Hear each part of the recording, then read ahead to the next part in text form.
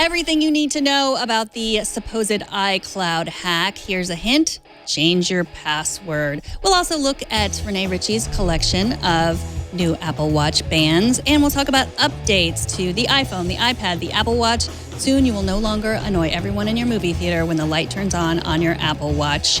Ihnatko has a cabinet and shows us how to build it. And Lindsay has some tips on how to manage your child's sports team. All that and a whole lot more coming right up on MacBreak Weekly.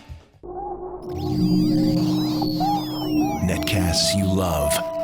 From people you trust. This is Twit. Bandwidth for MacBreak Weekly is provided by CacheFly at CACHEFLY.com. This is MacBreak Weekly, episode number 552, recorded Tuesday, March 28th, 2017. Eating pudding in a hot tub. MacBreak Weekly is brought to you by Audible. To download a free audiobook of your choice with a 30-day free trial, go to audible.com/MacBreak. And by Rocket Mortgage by Quicken Loans. When it comes to the big decision of choosing a mortgage lender, work with one who has your best interest in mind. Use Rocket Mortgage for a transparent, trustworthy home loan process that's completely online at quickenloans.com/MacBreak. And by Betterment, a smart, easy-to-use, and less expensive way to invest for your financial future. Get 1 month managed free when you make an initial deposit of $10,000 or more at betterment.com/MacBreak. Welcome to MacBreak Weekly. I am not Leo Laporte. I am Megan Morrone filling in for Leo Laporte. Leo is in Las Vegas on vacation, but we will still spend the next very large chunk of time talking about everything Mac, some iPhone stuff, some iPad stuff, some updates, some betas, all the good stuff. And of course, joining me today is the regular team. Let's start with Andy Ihnatko from the Chicago Sun-Times. How's your cluttered desk of iThings today, Andy? Good enough that I can type on any word that doesn't involve O, P, L, or punctuation, I can type great. So the clutter situation is well in hand, Megan. We've also got Ritchie from iMore. And Rene, I know exactly how much he's worked out. He appears to have showered since then, so it's good. I follow his activity on my Apple Watch. How's it going over there, Rene? It's great. I mean, you did send Georgia Dow back here after we asked you to keep her. But other than that, the whole country is doing great. And of course, Lindsay from just down the road from Pixel Core. He is here with an excellent connection that we've been working on for a while. You look fantastic, Alex. Thanks. I'm glad that I'm in sync now. So I'm feeling ready for the show. All right. Well, I think I'm ready. I don't know. I guess we just get right into it. That's the way that it happens when I watch or listen to it. So let's talk about the Apple iCloud hack, which has sort of been bubbling in the news for a while, and more little pieces are coming up. This, of course, was allegedly the Turkish Crime Family that said they had yes, they said they had a bunch of your credentials, and unless Apple gave them a bunch of money or a lot of iCloud or iTunes gift cards, they were going to brick people's phones or wipe them remotely. It wasn't even a lot of money. It's like a $100 billion company. They asked for $32 in iTunes cards. Yeah. So, and I think that the important thing is if you're going to do something like this, it's really important to have your name not sound like a Disney cartoon. I think that's an important piece of the puzzle. So does Turkish Crime Family sound like a Disney? And they're from cartoon? England, and I can't know if they mean the country or they mean the bird. I was really confused. Yeah. So should we be terrified? That's ISP they're using. Yeah. Should we be terrified of this? It is completely farcical, and we should be not terrified but concerned, because what looks like they did is a bunch of different companies have been breached. We know this for years, like Home Depot. Yahoo's lost upwards of hundreds of millions of account details. This looks specifically like LinkedIn and Last.fm databases. And people, even without thinking about it, use the same password. They write a password for LinkedIn, and because they don't want to remember many passwords, they use the same password for iCloud or the same password for Last.fm. So they found these breaches. They decided to try them on iCloud, found that that they worked, and then bingo, they get into iCloud accounts. And they decided they wanted to make money off of this, and the fastest way they could think of was to say, Apple, give us all your iTunes cards, or we're going to wipe out and lock these accounts. So iCloud has not been breached. No one's broken into Apple servers, but because despite all the education and the best practices and the warnings we give, people do reuse their passwords, there are going to be a lot of people who whose accounts are now vulnerable, and they might not even remember that they're vulnerable. So I think don't be panicked, but unless you are absolutely sure your password is long, strong, unique, and generated with 1Password, LastPass, or something else that can spit out pseudo-random chunks, go and change your password, and please, please, please turn on two-factor authentication, because that'll help prevent a lot of future shenanigans. I think the upshot of these stories is kind of like when you hear about a home fire somewhere near your town. It doesn't mean that your house is the next to go, but it does remind you that, okay, when was the last time I changed the batteries in my smoke detectors? And hey, wait a minute, I bought those smoke detectors when I moved in here 12 years ago. Maybe I should replace them. And every time there's a story like this about a breach of passwords, Rene's right, it usually winds up being something that the humans did wrong, meaning you yourself choosing, okay, the last password I chose was 123456. If I change the 1 to a letter I, that'll foil everybody. And no, they'll get it. So that gives you an idea to think that maybe I should do an audit of my passwords and either check to make sure that everything that I log into every single day has a unique and really good password, or maybe if you're not using 1Password or another password manager, this is a good time to start thinking about that. I don't even know how I survive without LastPass for me, but whether it's 1Password or LastPass, we use it, company wide, and I don't. There's so many passwords that are required, and I don't understand how. I don't even know how you. There's no way really. What I would say is pick one, whether it's 1Password or LastPass.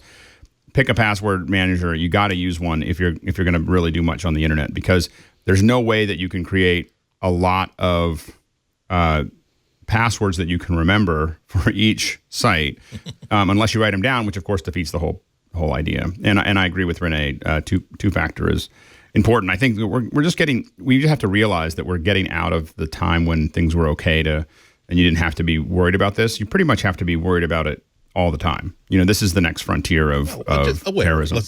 So we just have to really understand that's going on. Go ahead. It's like the real world. Let's say you would never have the same key for your house. You would never have the same key for your house and your cottage and your kid's high school locker and your gym locker. Like, you just wouldn't use one key for that, because if you lost it, people would suddenly get into everything. And that's a real world example of this. Just don't have the same key for all of your internet accounts. And it sounds ludicrous, but people think it's inconvenient and they don't like the idea. And it's, but you seriously think about it like it's your house key. You want to make sure it's unique and it's really good.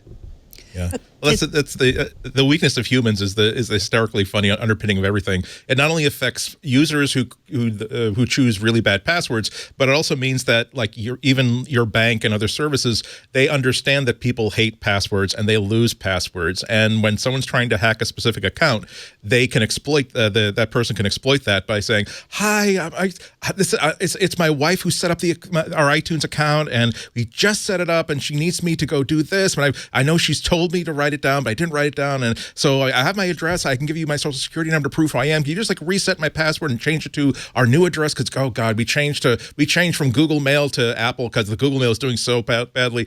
And because these tech support people are basically programmed to say, "Oh yes, people are idiots. They forget passwords. This happens all the time." They go into, "Oh, don't worry, sir. We'll help you. We'll change your email address to this new address you've given me. We'll reset your password and send you an email address to reset it." It really is a big flubadoo situation. Okay, so long passwords, strong passwords, password manager, two-factor. Do you also think you should regularly change your password? Do any of you have some sort of maintenance where every 2 months or 3 months or once a year you go through and change your most important passwords? I used to, because when we worked in enterprise, we had policies. We had an Exchange server, and the Exchange server would mandate that you change it every so often. But again, to Andy's point, humans ruin everything, because they would figure out the minimum number of passwords you could cycle, write them down on a piece of paper, literally on top of their desk, and then just go, okay, --6, comma. And then just use that one again. So I think it's important to do it. I try to get people to do it once a year, because that doesn't seem too inconvenient. But I think the companies, right now, if you change an iCloud password, it's theoretically transparent, but it starts hitting a lot of services. And then every phone, every iPad, every Mac you have, sometimes FaceTime and iMessage will ask you separately. Sometimes iCloud Drive will. And it becomes a lot of overhead. So I think absolutely, if you have a reason for concern, like there is a breach like this of unrelated accounts that happen to the same password and you're not 100% sure, change your password. Otherwise, make it national password change day in your house every New Year or every spring cleaning day, and then do it as a family as part of that project. I have to admit, I tend to update it sitting in when I'm waiting for planes. Like I have nothing to do, and so I'll change a bunch of passwords. And that's, I don't know if that's the best. I only do it, by the way, when I change those passwords, being a little paranoid myself. I only do it when I'm connected via my phone or something. I won't use the airport Wi-Fi. That's probably not. To me, that's a big open gate. I do set a recurring item on my calendar for my bank password, my main email password, my private servers. Those are things where I do have an email alert that pops in to say, oh, by the way, have you changed these passwords? I don't change everything, but nonetheless, if you're not diligent, there are times where things autocomplete and auto fill in makes you forget that maybe you chose this password 8 years ago before you decided that 4 letters is no longer strong enough. And so you'll be surprised that I was still using a really old password on something that was not important when I signed up for this 9 years ago, because I signed up for it just to try it out. But now I found myself using it over and over and over again. And that's when I realized, oh, perhaps it shouldn't be that name of that movie character that everybody knows I like. And, Oh, Google bought that financial investing company. Maybe Logan shouldn't be my password. So, okay, our next story is pretty similar. I think with your advice, Andy, is like just because there's a fire somewhere, maybe you should check your smoke detectors. It's the Vault 7, the dark matter, the WikiLeaks that keeps coming out. There was another dump last week that was more that directed at Apple holes in iOS. The sonic screwdriver, which I've learned is from Doctor Who. Thank you, everyone. Yes. I learned so much here. So is this WikiLeaks information something we should worry about, or is it enough to say get all your updates, get them regularly, and again use two-factor? Yeah, this was pretty much a damp squib. Most of the revelations are stuff that if you basically gave me $10,000 to come up with a list of as many hacks that have ever been vulnerable. As many hacks as have ever worked on iOS and macOS devices in the past 10 or 15 years, this is pretty much the list I would come up with. A lot of these hacks only affect stuff that haven't been made for a few years, or if you've got a machine that you haven't updated in any way, shape, or form for several years. But it also really shows you exactly the breadth of ways that people have figured out to get into a machine, including if you've ever cracked open a FireWire connector, or a Thunderbolt connector, or one of these other connectors, you find that's not just wires that go from the cable into the connector. There's actually a controller of some sort in there that helps do the signaling. And so it's possible to create, because the logic board doesn't suspect that there might be anything weird going on with that controller, that's a good place to insert some code. And so that's, if you've got the right sort of gear, then that's definitely something you can do. But whenever you feel that you're starting to get scared about how vulnerable your stuff is, number one, keep your stuff updated. Update not only your operating system, but also make sure you're running the proper security patches. Make sure that your browser is up to date. Make sure even like your Microsoft Office installation is up to date. That'll insulate you from most, if not all, of the stuff that is just sort of broad-based. The bad people sent up a flare,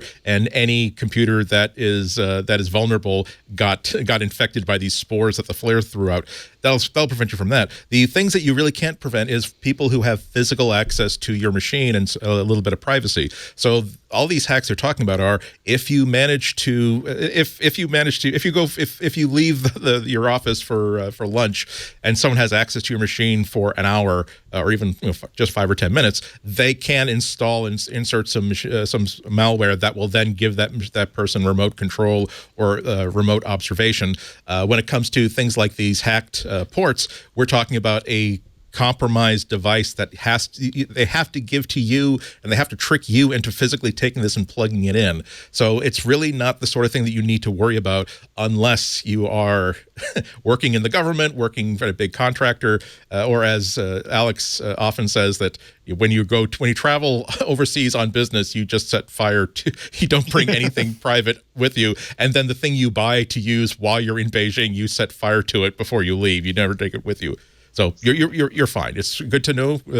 Knowledge is power, but don't worry too much about it. I'm actually more worried about WikiLeaks these days than I am about the stuff that they're leaking, because everything from their motivations to the way they choose to report stuff. We saw the horrible way that they leaked the so-called breaking of end-to-end encryption in WhatsApp and Signal, which was completely not true. It was, again, physical access to a device and reading messages off those devices. So, and this wasn't, when I first saw this, it wasn't clear to me that these were old, understood vulnerabilities that, of course, the CIA or anybody who wanted access to Macs would be using, certainly by now, but from several years ago. And I think they've gotten very addicted to the attention that they get from these things. And that's factored, sort of like Consumer Reports, that's factored into the way they choose to put it in the public eye now. So they have to raise money. No, I know that when the first WikiLeaks came out, the first part of Vault 7, Julian Assange came out and said, I'm going to be working with these companies. I'm going to be working with Apple to fix these vulnerabilities, which we've then learned are all fixed. Do you think that he's actually in there talking to someone? I mean, do you think that they fix elections, fix vulnerabilities, he'll fix everything? I mean, I don't understand this anymore. So depressed. So you don't think that he's like actually talking to someone at Apple and working with them? I don't think they're interested in talking to him about it. I don't think that they need to. I think that most of these things they probably already have, as we already heard, they patched most of those things. And even if they didn't, he hasn't given them enough information. I don't think that. I think once if there was something they hadn't patched, they either can't patch it in this current piece of hardware, or they have they're now at a point where as soon as you tell them that there's a vulnerability in this area, they could probably find it pretty quickly. Well, I think talking about two-factor and updates, this will be a good segue to talking about the iOS updates that came through yesterday. 10.3 for your iPhone, for your iPad. There was a new Apple Watch, new Apple TV. Has everyone gotten their updates?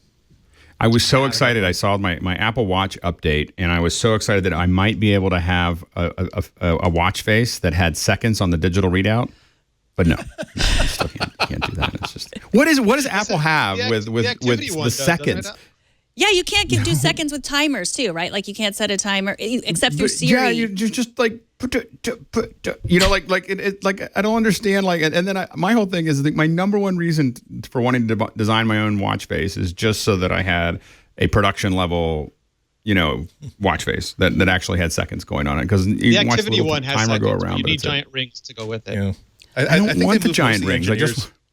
But it gives you. I think it moves most of those engineers on the Watch Band project. That they're having they found themselves with a shortfall. They might have fewer than 90 new watch bands this year. So they said, boys, girls, I know that you're this close to cracking that seconds on the watch face problem, but we need a way to put blue and brown on the same band. We know you're the people to do this. Isn't it delightful? I'm certain, given that there's English? absolutely none. There's absolutely none. I'm certain that someone has made a decision that there shouldn't be seconds. Like it makes you nervous, or is it a battery issue? No, it's like I said, it's on the activity face. You can they have seconds working fine. If you put on the 3 ring, like the ring face, you have seconds on there. So they I don't want the 3 rings. I just want a black. No, but I mean, there's no reason they couldn't do the other faces. The thing I find delightful is that they're localizing English now, because they have automaker apps in some countries and car maker apps in others, and they have cinema mode in some countries and theater mode in others. And I think that they've gotten to the level now where everything else is so fixed that they can, Yeah. Has anyone experienced like a rude Apple Watch user in a theater where their Apple Watch goes on often? No, it's it's the people who text from Samsung devices leaving the bloopity bloops on is the worst. Like they have the worst sounds, and they're loud, and people don't turn them off. And during the movie they're going bloop, bloop, bloop, bloop, bloop, and you can locate them. It's so loud you can actually physically find them. It's baffling to me. I've been that person, not texting, but yeah, where I did not realize that. Of course, every time, like when I'm applauding during a scene and my watch is like blinking on off, on off, on off, on off. I wish I were joking, like, oh my god, let's turn this. I'm literally like sitting like this until the intermission, because I can't. It's a new watch and I can't remember how to turn that off again. And because if you're in like live theater where almost everybody is really polite. Anything that disrupts like the audience you're immediately like marked for immolation or something. So yeah, I'm glad they put that in. And it's really, if you're designing this thing, it would take you a while to realize that you need an ability to say, please don't shine this light under any circumstances. I don't want. I'm going to be seeing a show with Rita Moreno or somebody who. I'm sorry, that's not her. But there are a couple of performers on Broadway who will just stop the show and start yelling at this person, and then run into the audience and take the phone and just throw it. And yeah, you don't want to be that person. That's not worth $300 for a watch. Keep the watch, please. It is interesting that this didn't come originally, that they didn't think of it. Because I do remember the first time I was wearing my Apple Watch in a theater and it went on, and I was super embarrassed. So it's good, but you actually have to. I mean, it's pretty easy to turn it on. It's just in the settings, or what do you call that? Swipe up menu in the Control Apple center. The control center. Yep. Yeah, and it's the little drama faces, so it's really easy to turn on. Don't forget to do it if you're in a theater. What about Find My AirPods? Anyone use that so far? I did the fake version when I lost them in the snow the first time I had them, and then I turned up the music real loud and just walked around until I found them. But this is so much more convenient because at a distance, it'll use the same sort of wireless location technology as Find My iPhone. So I'm not saying I'm waiting for a chance to use it because I don't want to tempt fate. I'm very Toby Ziegler that way, but I do like the fact that it's there now. Does it use the same? I thought it used Bluetooth, so it's not exactly like Find My Friends, or is it? Well, so it will, depending on what is near it. Like, I believe it will try to connect any way it can if you have other devices, or if it's at home and you have networks and things.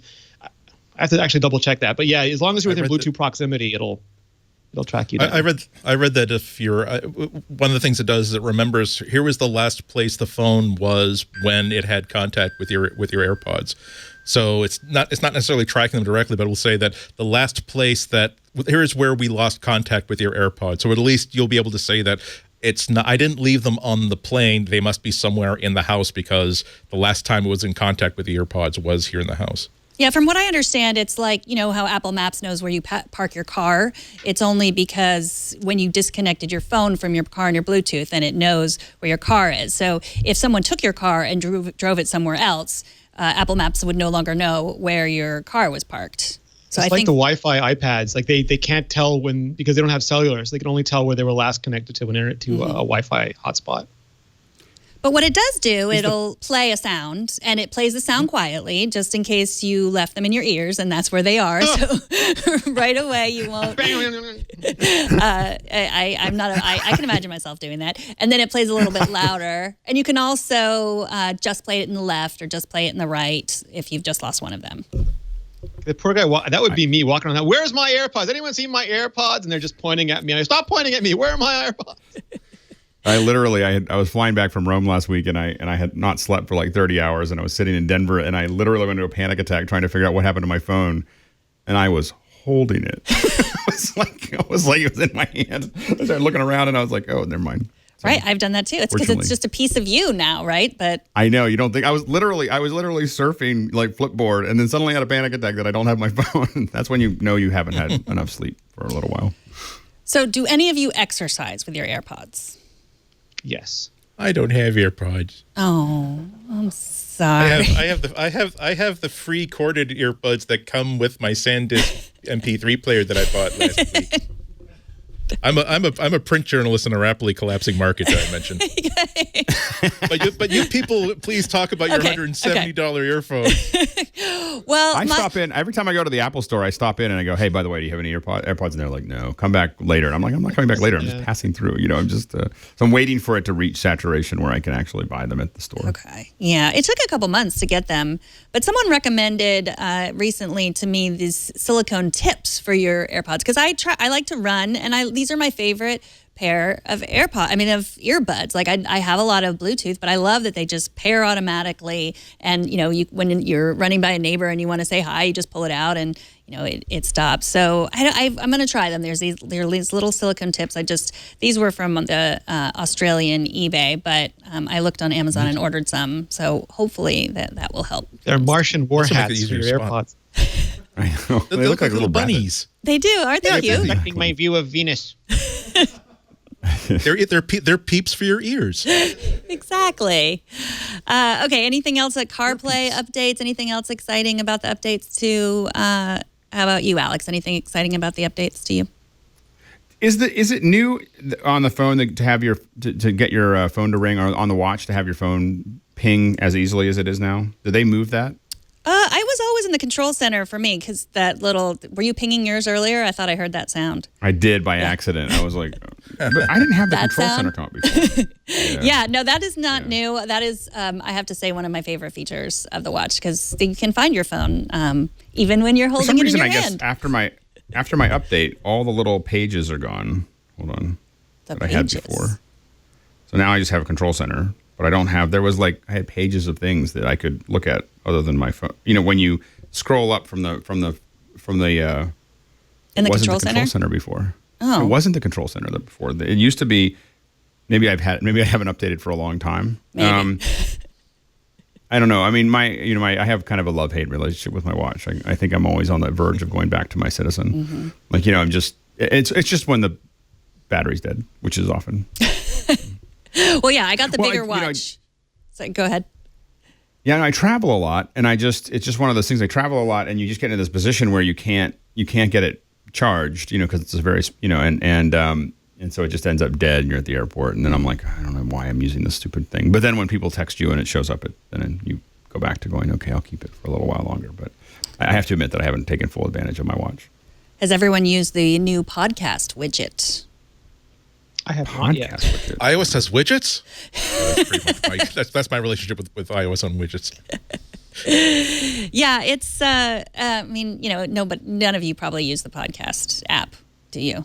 You probably use it. I do because I use it whenever I need Siri. Like if I just can't get to my phone and I want to say play MacBreak Weekly, and then it'll just go and find it and start playing it for me, and I don't have to worry about using a different app or interface or anything. And then, of course, I don't think we mentioned that it's easier to. They remind you to turn on two-factor now with iOS 10.3. Part of Startup. I mean, this is such a big problem to solve. So Startup Buddy is the system that comes on. Sorry, Setup Buddy is the system that walks you through setting up an iPhone for the first time or going through the update process, and it is borderline exhaustive at this point. There's just like Siri and Touch ID and Wi-Fi. Like just so many things to set up that I think everyone is sort of how can they make this easier? But at the same time, there are things that are important that if you don't get them out in front of people, they would never discover or see or learn. Like activating Hey whatever SIRI on its own is not really discoverable. Neither is Touch ID. So you try to get that in front of people, but it becomes a longer and longer and longer and longer process. But I think Apple's decided that with all the hacks and the different account information that had been leaked out, that it's important to have two-factor. So now as part of the Setup Buddy process, if you are not already using two-factor, it'll prompt you to set it up. You can choose not to, but it's going to ask you to do it. Choose it. Choose it. Yeah. I also note it's not specific features that was getting me. I downloaded it on my iPad yesterday afternoon. I was really using it a lot last night. It seemed a little bit faster, and I was about to over geek. And so I wonder if they use the new blah blah blah tech blah blah blah. But an Apple engineer tweeted about how they in 10.3 they decided to tweak the animations a little bit to make some of them a little bit shorter and optimize it here and there. So it's not that the whole thing is running faster. It's that it's instead of giving you here's the wonderful camera move that will take you from the button you just pushed to the dialogue what if we just made that happen a lot faster? So it does seem a lot faster. You also get the new file system, so HFS Plus is done. And I want to see. I wish that unfortunately, I'm so excited about the new update. I didn't screenshot to find out how much storage space I had on the device. It seems like I've got more storage space than I did before, but that could just be something that pre-downloaded it in the background. But it should be faster because this new file system is optimized for the kind of storage that iPads and iOS devices use. It should be more secure. The security is baked into a deeper level. So we should see some under the hood sort of things that improve performance. I haven't seen any reason not to download it yet. It seems to be nothing but upside. Mm-hmm. And especially I hate to say not to download it because it includes the security updates, doesn't it, as well? So yeah. I never want to tell someone not to update. So update. Yeah, there's only if you are on a 32-bit iPhone, you will not get the update. Apple pulled it because there were some issues with the update, but it should be fixed and back soon. I think it's the 5S iPhone 5 and 5C, which is still on HFS. That's the big deal. We sort of totally buried the lead there. Apple File System, APFS. APFS. Yeah. APFS is now been deployed. This actually is amazing because Apple replaced the file system on hundreds of millions of devices pretty much without a hitch. Like, I didn't see any widespread panic or lost data or anything. And for anyone who worked in like any of the previous file system transitions, those were ugly, ugly, ugly messes. And yeah, iPhones are incredibly controlled, constrained environments, but I still think it's near a technological miracle that you can just swap and replace a file system like that. So kudos. Well, yeah, but realize that nobody has any appreciation that there are files of any kind inside your phone. That's how locked down the thing is. But yes, it is a huge transition they made. The fact that things didn't start crashing left, right, top, and bottom is a big deal. So there's people got space back, like gigs and gigs of space back, which is amazing. I didn't expect that. So I don't think that's why I'd like to figure. I wish that I'd been more careful before I did the update. It's possible that it's optimizing storage better, or it's possible that it's just saying, hey, we no longer need a lot of these library and dictionary files, so we can just, this is all trash, we can suddenly heave out. But one last thing about when we're talking about not upgrading, usually you don't have to worry about it because Apple updates are usually very, very stable. However, if you have a really old device, like if you've got a phone that's 3 generations old, if you've got a Mac that's 3 or 4 generations old, you might want to hold off just to make sure that the new whatever it is supports your old hardware.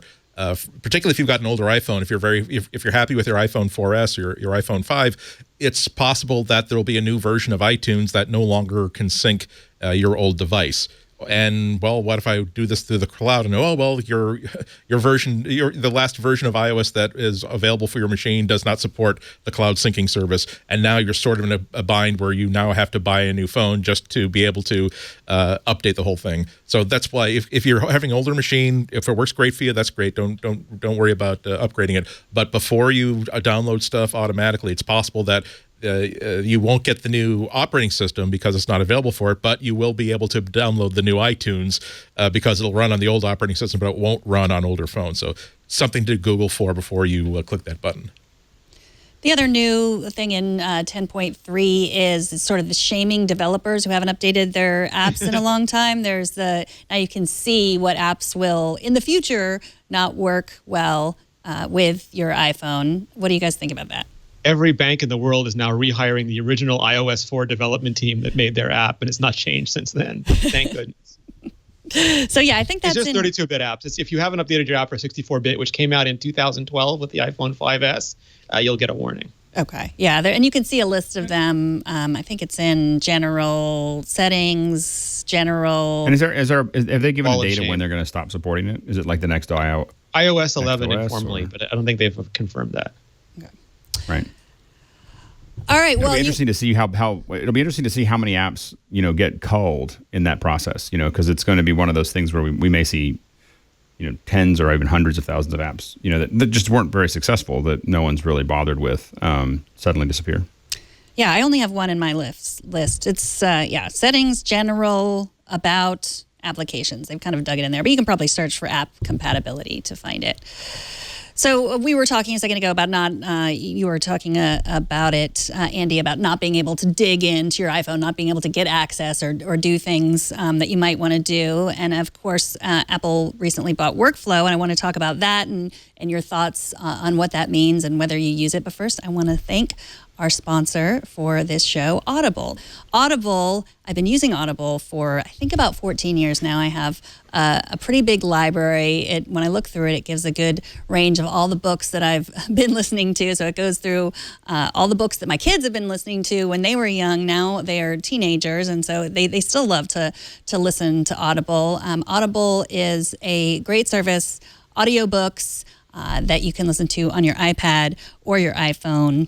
Or your computer. They're the leading provider of audiobooks across all types of literature, including fiction, nonfiction, and periodicals. I usually read fiction and I listen to nonfiction. I've listened to some great books over the years on Audible. For listeners of MacBreak Weekly, Audible is offering you a free audiobook to give you a chance to try out their service. One audiobook that you might enjoy, that I am enjoying, it's called The Undoing Project. It's about Amos Tversky and Daniel Kahneman, and it's about social economics. It really is a great book to listen to. I have to rewind a lot and listen to stuff again. It's that good. To download this audiobook for free or another one of your choice with a free 30-day trial, all you have to do is go to audible.com/MacBreak. That's audible.com/MacBreak. Do not forget to add the MacBreak at the end of it, because that way they will know that we sent you to them. All right. Now let's talk about workflow. Do any of you regularly use workflow? Is workflow part of your workflow? I use it a little bit. I am no Serenity Caldwell or Federico Vettici. I just use it for a few things that are exactly what it's meant for. It's tasks that you do over and over again. It's basically, if you're not familiar with it, it's like Automator for iOS. And given what Andy mentioned before about how locked down iOS is, it's a miracle that this app exists. They are so clever. They're the kind of guys that at WWDC, the day after Apple makes their announcements, they've hacked everything to do far more than anyone, including Apple, ever thought was possible with the new APIs. I cannot stress how smart this team is. I think this is whether Apple decides to leave workflow itself long-term in the App Store, because they let Siri go for like a year and then killed it, or they just put them to work on Siri Kit or on a automation kit that's iOS and OS X cross-platform. This is just a stupendously smart hire on Apple's part. Yeah, I mean, double so, because they're really trying to attach the iPad's future to enterprise. They don't have a way to sell the people who need to buy like 100 Apple computers to issue to their workforces. They don't have a computer that really fits that role, unless you call that the iPad. And so this is why you're seeing so many of these ads saying, "Hey, get an iPad. It's just as good as a laptop. And here's how you can run Office on it. Here's how you can do all these other things on it."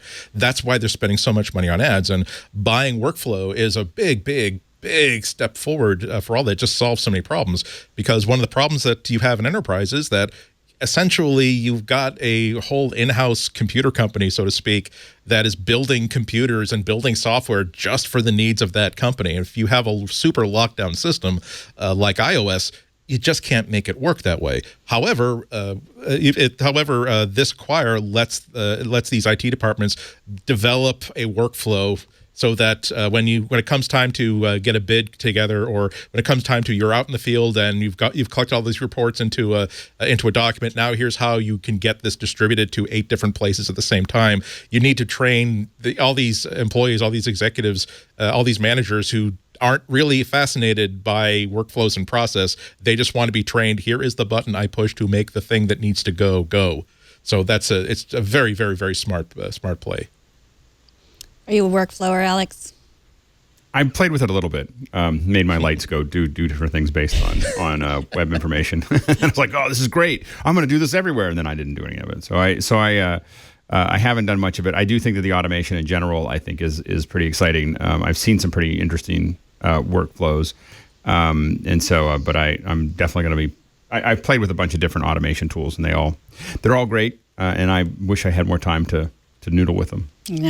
4 hours more in a day, that's what I would like. That's all we need. Go to macstories.net. They have an incredible workflow archive. And if you subscribe to their newsletter, you get even more advanced stuff, like just hand delivered to your inbox. It's really, really terrific. Yeah, that's great.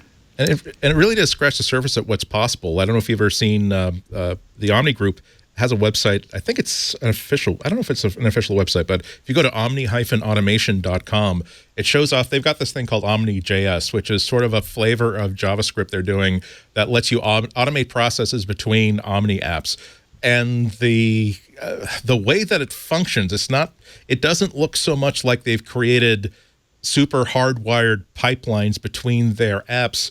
It looks like it looks like you're just writing JavaScript and controlling apps. So you just like to think that there's a lot more that could be done with true automation on the iPad, because I'm going to New York tonight, and as I really am struggling between the issue of, do I want to take the MacBook or do I want to take the iPad? Because the iPad is just going to be better for the tasks I'm going to be doing. It's going to be a lot more fun. There's just this one app, actually this week's pick of the week, that I really want to keep playing with on my train ride down that was only available on the Mac. So it really is a super professional sort of computer to run on. But the sooner we can get real automation things like workflows, like Omni.js, the more things they'll be able to do. Again, it's that one or two things that make me want to take the MacBook for these 2 days in New York. It'd be great if there were only like maybe one thing or even 0 things that I would need the MacBook for. All right, let's talk about the rumor, the AR goggles rumor that won't die. Apple has been developing AR goggles for a year, says 9to5Mac, or says Financial Times, or is this a follow-up to the Financial Times? What do you think? What do you think Apple's AR goggle strategy is? I definitely think that AR is going to be a big deal. I mean, I think that it'll be interesting to see what Apple has done with it. I think that they've said a year or more. I think Apple's been working on AR for probably quite some time if they're anywhere near the Surface.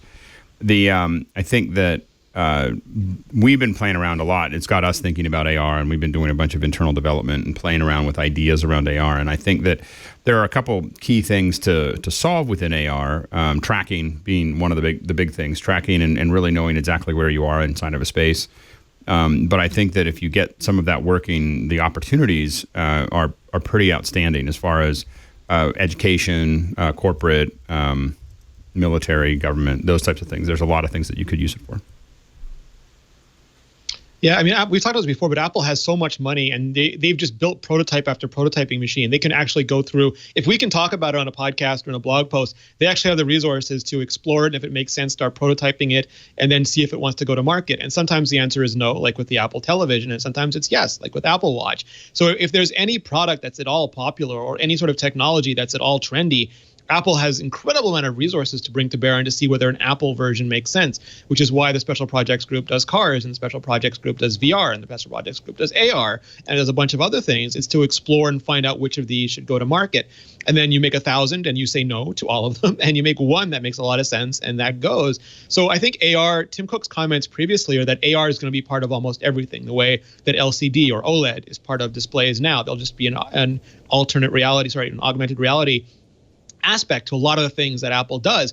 Whether they make, Snapticles or something similar to that, that'll just depend on whether that makes sense as a product. I don't know if we'll see Apple, for example, if we'll see someone have an iPhone and just strap it to their eyes, like walk around like a Gear VR or something, because that might not be the sort of social interaction experience that Apple wants. But there'll be all sorts of ways to. Tim Cook has talked about Pokemon Go before, and there's probably some sort of unobtrusive technology like Snap-ons or something. I don't know what form it'll take, but there's all sorts of possibilities here. I just want one that has a heads-up display of everybody's name. So it's like, that's Frank, Megan, that's Susie, Alex. It's, yeah, exactly. Like, I just need that one just kind of pop You up. owe Andy $10. Avert. No. Yeah, For me, even if it's only like a stoplight, just one LED that goes green, meaning that this person, you've had conversations with this person might be greeting you by name. Yellow, meaning that this is someone you see maybe a couple of times a year at conferences. They're not going to expect you to remember everything. Then red, meaning that, total stranger, don't worry about it. You can say, I'm sorry, I don't know, what's your name? I'm Andy. That's all I want. I wanted to remember all the things. My suicide will be postponed by 18 years if I can have those glasses. Yeah, I just, all the things I forget, like if my, my Audible book I'm reading or whatever it is, I want it to just appear in front of me. But I do think that it could help us make us better human beings by putting, information about the person. And it's not just the goggles. I mean, like you look at AirPods, and AirPods in the future could say we've detected, Megan's iPhone. Megan, that's Megan. She's got 2 kids, and it's just whispering this in your ear as you're walking up to have a conversation. And AirPods are so small and obtrusive, people can barely see them outside of your ears anymore. We just have all these different, auditory reality augmentation and visual reality augmentation. Hopefully not too much olfactory augmentation, but I mean, the possibilities are fairly endless. And I'll be in New York. I'm getting as much olfactory augmentation as I can. There you go. Downtown San Francisco, roses, I tell you. So Rene, I noticed you have the red iPhone. It's lovely. Oh, yeah. And do you have you don't have a screen protector on it, so it still has the white face. I've been buying white iPhones since Apple introduced them. I think on the iPhone 3G, and I love the rose gold, and I bought the gold, and I actually prefer white phones. So for those of us who like this is a Canadian flag. I don't know how anyone would want it. There's no red and black Canadian flag, Megan. 100% honest here. I really like this. I know some people really prefer black screens for a variety of reasons. Some people wanted a red screen, but if you stare at a red screen a lot, it starts to affect the color balance in your own eyes. So you want to avoid having a high intensity color that you're looking at. But all this goes away when Apple deletes the bezels anyway. So it's a really temporary problem. Mm-hmm. My big question about the red iPhone is why won't they say the exact percentage of money that's going to the global fund? Why are they not saying that? I think it's just one of those conversations where it varies by product and by region. So if you're in Canada and you're in the US and there's different laws and different charities, and they just don't want to get into that conversation, they would just rather say, we've donated $130 million to date. And that's a really nice, simple, round number that's easy to rattle off. Well, so there was also some issues in China. They had removed the product red packaging totally from it, and there were some rumors that it was because the Global Fund donates money to HIV/AIDS, and maybe that was going to not be accepted in China. But now there's a report from Mac Rumors, or Tim Cook says that they are donating the money to the product red iPhone 7 that's being purchased in China. So, yes, in case you were worried about that. So at least it seems to be connected to branding via NGOs and so on and so forth. It's not just legalities within China for how you state that, but it's not changing what they're doing with it. It's not changing, and people are and red's hugely popular color. It represents luck and fortune. And Does this mean they're going to be doing different colors, do we think? Do we suspect that red is just the opening? No, totally. I mean, they did when they didn't change very much about the design of the iPhone 5 series. The 5S got gold, and then the 6S got rose gold, and the 7, because the 7 wasn't that much different, it got jet black. And we discussed this. We're so superficial. To us, color is a feature. You can not change anything else. Give us a new exclusive color. I mean, people are out hunting shiny Pokemon right now, Megan. Like we just want things that sound exclusive and are different, and we will go to major lengths to get them. So the color strategy, I don't know if Apple appreciated it at first. Like they started off just because Kim Kardashian was desperate for a gold iPhone, and they started thinking maybe that's a good idea. We'll do Project Kardashian and see where it takes us. And we bought that phone in droves. People complained, "Oh my God, how can they make a gold iPhone?" And then the minute they released it, it's like, "What? This is BS. Why can't I get my gold iPhone?" And the same thing with the I can't believe Apple's doing this. And then why can't I get one? And this is the same thing. People are like, "I can't believe Apple's making a red one." And now we just see complaints that people can't get enough of them. Humans are amazing. Rene, I don't think I'm going beyond what my powers here by speaking for a great number of listeners, saying that if Apple decided to make anything because Kim Kardashian wanted one, this is when we start switching to Radio Shack brand phones and Radio Shack brand. I don't want to buy anything from a company that made something that Kim Kardashian wanted. It was codenamed Kardashian. Sorry. But they didn't make it it could have been worse. They could have made it Garish HTC gold. I mean, they didn't do that. So they took tasteful champagne gold. Are either one of you going to get the red iPhone 7? Do you both, Alex and Andy, you both have the iPhone 7? We do. I have. You both do. I have one. I don't use it, though. Yeah. Do you use an Android phone? Yeah, my daily carry is Android. I have an iPhone 7 for my hardware library that I use probably once or twice a day for other things. But yeah, I have an iPhone 7. Anyone else just picture Andy like on a library with a ladder that he has to pull the ladder across, go up and start selecting phones off the shelves? Actually, library, that would be amazing. I was picturing that heads-up display that was like Android phone, Android phone, Android phone. Oh yeah, like in the Matrix, where all the phones just fly past him. Or I can just simply lean over to a shelf here, which is just some stuff that I've got. You never know when you never know when you're going to have to But how does this compare to the keyboard on a Radio Shack Model 100? You never know when you're hungry and you need a tablet sandwich, is what I think he just said. Tablet Dagwood's sandwich. You know the old cliche about like the nerd with a pocket protector that has 100 pens even though he doesn't need them. This is my pocket protector with 100 pens in it. a shelf with like every single device I have ever bought through the sands of time. I have to admit that I'm just reminded of my iPhone 7 every time I can't find my headphone jack. I think I have 5 of the adapters. Of these little adapters, I have like 5 of them. They're in different jackets and pockets and things just to make sure that I don't. And I still end up in a situation where they're not red. I can't believe I bought this phone. I'm sorry.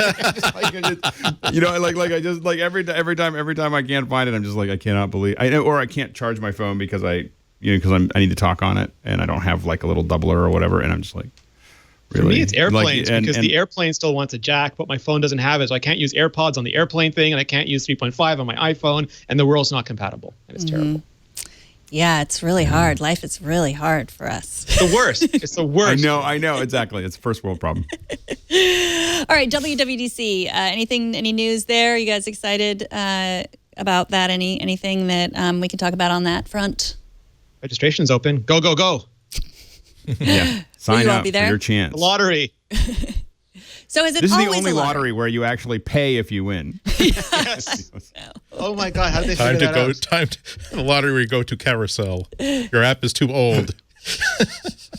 Your app is 30 quarters old. Does Google I/O do a lottery as well? I forgot. How do they choose their? I think they do a lottery as well, especially now that they've got a more constrained a place for them. Yeah, it's just hard. So many developers, so little space. Mm-hmm. All right. Well, at least they stream it all. Yeah, they do. Yes. Mm-hmm. Oh, and the streaming, like it used to be like you would get WWDC maybe 6 months after everyone else if you didn't go there. And now like they're streaming, they started off very slow and just streaming a few of the sessions from Presidio.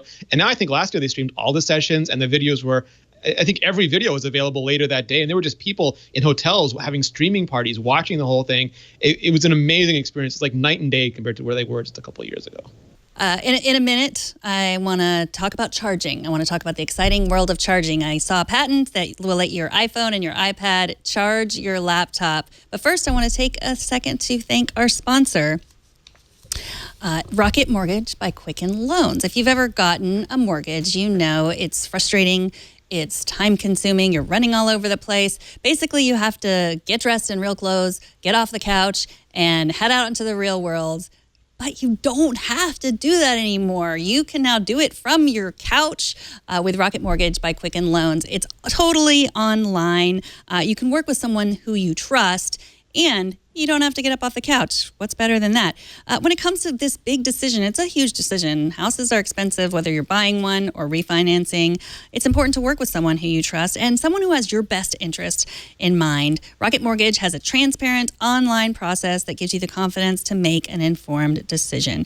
You can adjust the rate and the length of your loan in real time. That way you can make sure you'll get the mortgage solution that is right for you. So you can mess with all those levers online, sitting on your couch, eating popcorn or whatever, and then get the loan that's right for you, that you feel comfortable with, that you can trust. So whether you're looking to buy a home or refinancing the existing mortgage that you already have, you can lift that burden of getting a home loan with Rocket Mortgage. We're all geeks. We like to do things online. Get your mortgage loan online. Why not? You can skip the bank, skip the waiting, and go completely online at quickenloans.com/MacBreak. That's quickenloans.com/MacBreak. Equal housing lender, licensed in all 50 states, and MLS, consumeraccess.org, number 3030. And we thank Rocket Mortgage by Quicken Loans for their support. So companies get patents, lots of patents. There's one that we spotted that was charging your computer with your iPhone or your iPad. What do you guys think of this? I think it's a good idea. We already have on the other side of the fence. We already have a USB-C allowed to charge when you plug in a device. When you plug in a USB-C device, like on Android and other operating systems, it doesn't, just like sometimes you get the pop-up that says, do you want this to be like a photo device? Do you want this to be mass storage? Do you want to just charge it? And now one of the options with USB-C is, do you want this to act as a battery charger for the device you're connecting it to? Which is awesome, because it's like having you've got water in 2 or 3 bottles. Maybe you want it to pour it from one place to another. And given that my given that my iPad Pro is just like a huge battery with a screen incidentally attached to it, oh boy, would I love to drain off 20% of that battery and put it into my phone when I'm nearly dead. I read it as a little bit more ambitious than that. Like, it seems to me like it wasn't just electrical system, but it was almost like the old Palm Folio, where they were making what amounts to a thin Mac client that you could slide an iOS device into, and it sort of became a Mac, that it would use the logic, the power of the chipsets. everything from the handheld device and just give you a big comfy keyboard and or a big display if you're using an iPhone to sort of do all your work in. I know a lot of companies have done this, like there've been Motorola and all sorts of versions of those, and Windows Didn't is doing Continuum. NVIDIA have something like that? They had like a little like thing that you could do that was separate that you brought back together. I think. Yeah, and the whole Continuum thing is doing all that, but I don't know if Apple would do it better. They've always seemed a little bit, not great in my experience so far. Yeah. And Apple might never bring this to market, but of course they're going to patent it if they're even beginning to look at it. But I just like the idea because my iPhone is my everything. And if I don't have to have multiple everythings, if I have one store of truth, one store of identity, one store of information, and then just a handier way to type and browse on it, I mean, that would be great for me. Yeah, I mean, we're talking about a really good like iPad dock. Like the drawings we're seeing right there. The thing that made that it's more interesting to me than the idea of having my phone be expanded into something with a keyboard and a screen is the idea of repurposing this really good, super high definition, beautiful color accurate display, super cool multi-touch sensor array on top of it. And basically, what if you were able to use that as the trackpad of your laptop? So not only do you have all this multi-touch things going on, but you would also have the advantages of, let's say, the touch bar on the 2016 MacBooks, where it's not just going to give you a surface to touch on. It will also be able to give you buttons that are context aware or a place for Siri to live, for instance. It's a great idea. The more time I spent with the touch bar, the more I wish that you could essentially dock an iPad or an iOS device to the Mac and just use it as an input device that way. So as we've all seen, that Apple patents pretty much everything. So you see a lot of interesting ideas that were worth the money to just file a patent for it. I don't know if anything's going to come of it.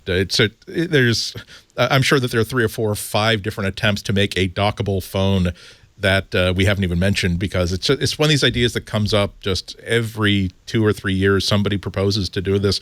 The Samsung Galaxy S8 is coming out tomorrow. One of the rumors is that it's going to have a desktop dock, so that and when you dock it, you basically get this HDMI like HD desktop sort of display, desktop version of Android.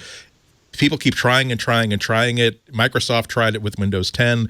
They just can't get anybody to be interested in actually using a phone that way. So maybe it might be one of those things that like it's like all those old timey movies of people who've built these flappy wings jumping off of like cliffs and trying to fly because it just makes sense that this would work.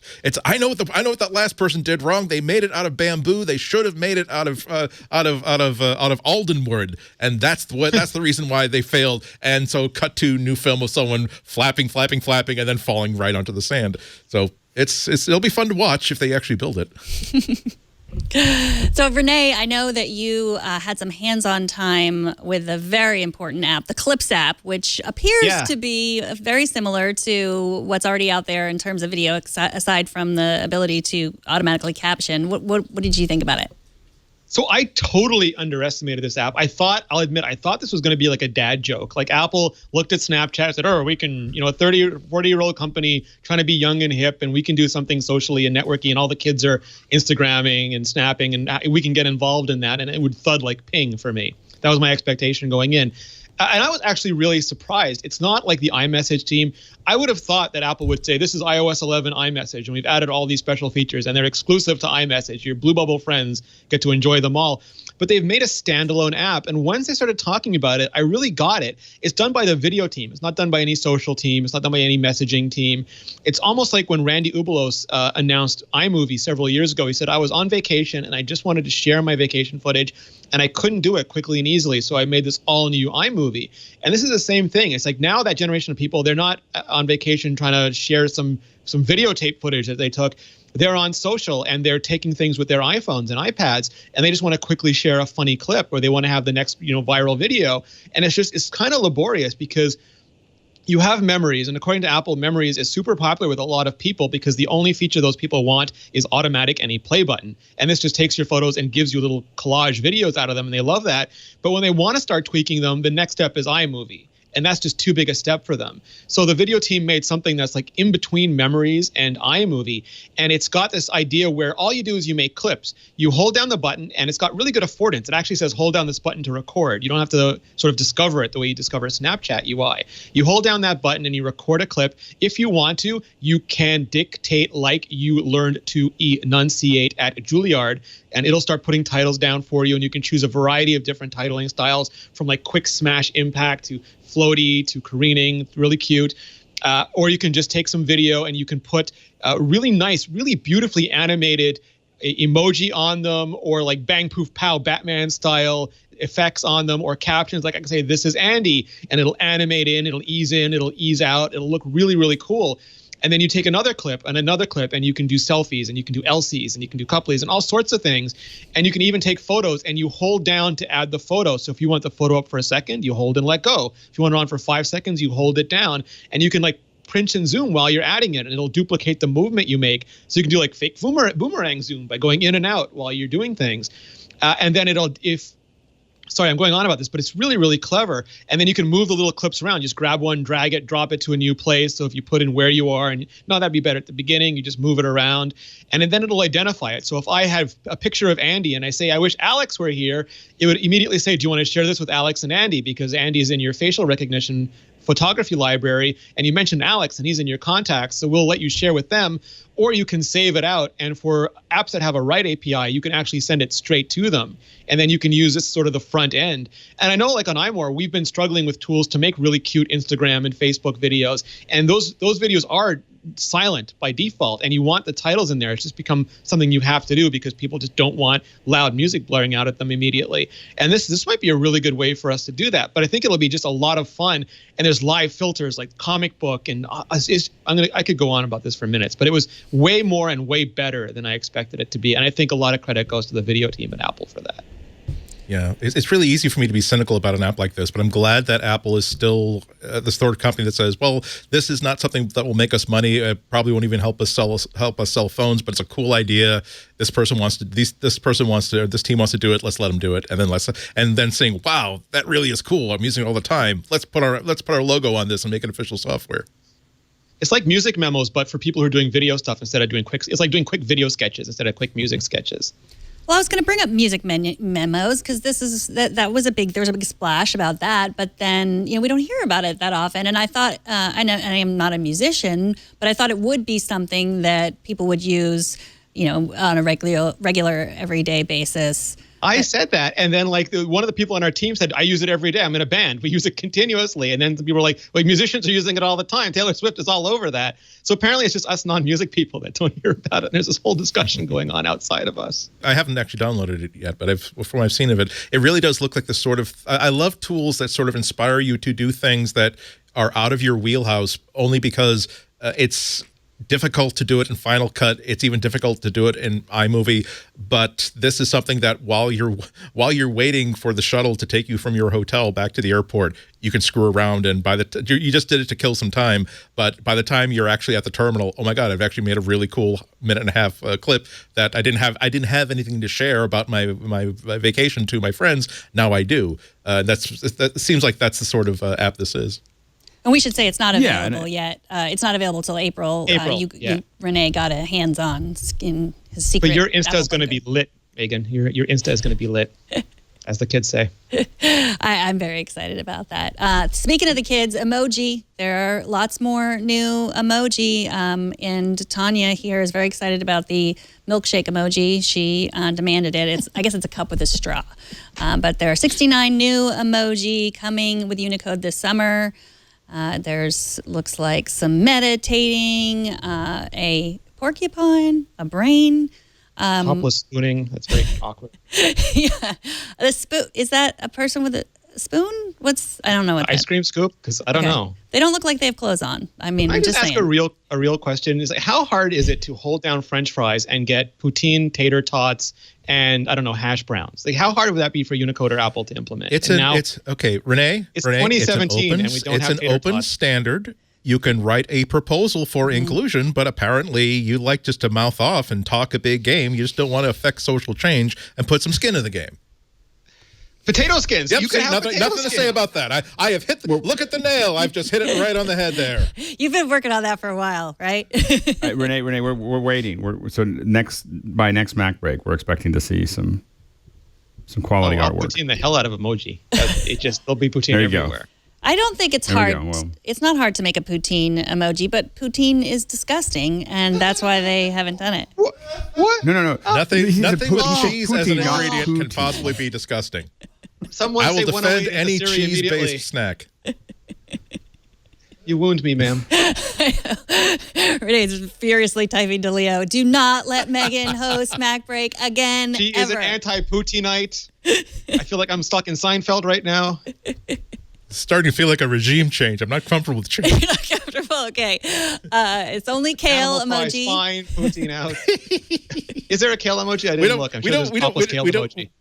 We don't need to argue that what really happens is that there'll be the new emoji, and then the world will come together and decide what sex thing this will actually start to represent in our conversations. Yes. Thank you. Well, that was, I mean, that was what I was wondering about the person with the spoon. I'm not sure what's going on there. Maybe we should. There you go. Because See, exactly. Why a spoon, cousin? You're at a meeting and you suddenly get a text from your boyfriend, your girlfriend with that, and suddenly you say, okay, this meeting is adjourned. I'm going home. It's like a steam room, right? It's like they're not just naked with spoons. It's steaming. Come Oh, on, my let's, goodness. let's get a big bowl of pudding and eat it naked. Okay. And is there a second horns emoji? Was the first horns emoji not good enough? Horns, like Yeah, there's animal like someone horns? throwing the horn. No, someone throwing the horns. Oh, yeah. The goat. Throw the goat. Or is that the I Canadian. love you sign? The other one was the horns. This is the I love you sign, I guess. This is peace. This is throwing the goat. This is when there's too much rock and roll for just one hand. Well, if you have such strong feelings, you should talk to my friend Jeremy, who's on the the board of the Emojipedia and meets every week. And I'll put in. I complained to Jeremy. Oh, you already spoke to Jeremy? Okay. He gave me a strong silence in response. Very firm. I have to imagine that's about 17/18 of your job on that board, just to say, No. That's a horrible yes. idea.